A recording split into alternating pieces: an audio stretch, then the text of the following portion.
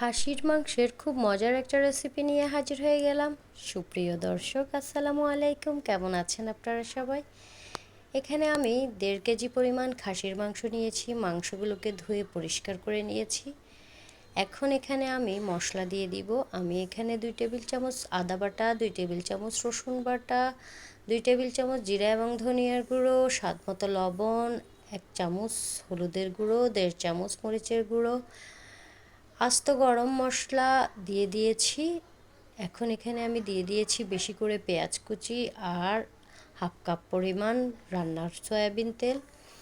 সবগুলো মশলা আমার দেওয়া হয়ে গিয়েছে। এখন আমি আমার হাতের সাহায্যে ভালো করে মাংসগুলোকে নেড়েচেড়ে মেখে নিচ্ছি।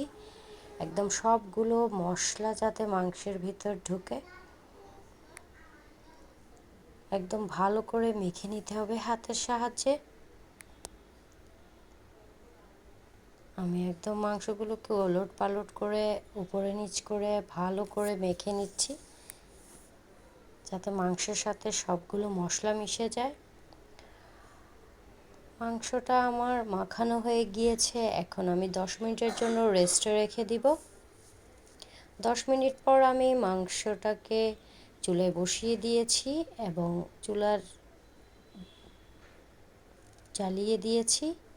এখন এখানে আমি দিয়ে দিয়েছি ক্রাশ করা কালো গোলমরিচের গুঁড়ো 1 চামচ পরিমাণ, দিয়ে ভালো করে নেড়ে চেড়ে দিচ্ছি। আমি চুলার আঁচটা মিডিয়াম ফ্লেমে রেখে মাংসটাকে কষিয়ে নিব।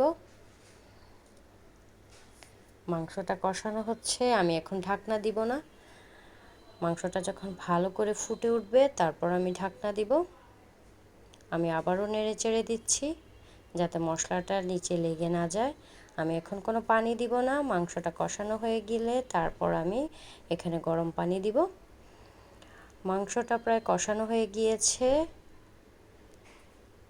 আমি একটু নেড়ে চেড়ে দিচ্ছি, মাঝে মাঝে নেড়ে চেড়ে দিতে হবে, না হয় মশলাটা নিচে লেগে যাবে।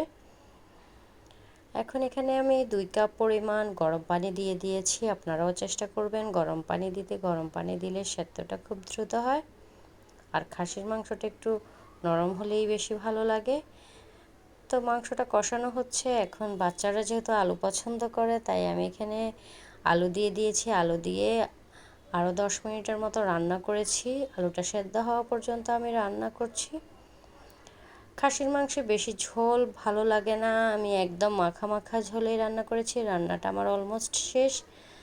দেখুন কতটা সুন্দর হয়েছে, কালারটা খেতেও দুর্দান্ত হয়েছে। আমার রেসিপিগুলো আপনাদের কেমন লাগে অবশ্যই জানাবেন। সবাই ভালো থাকবেন, ধন্যবাদ।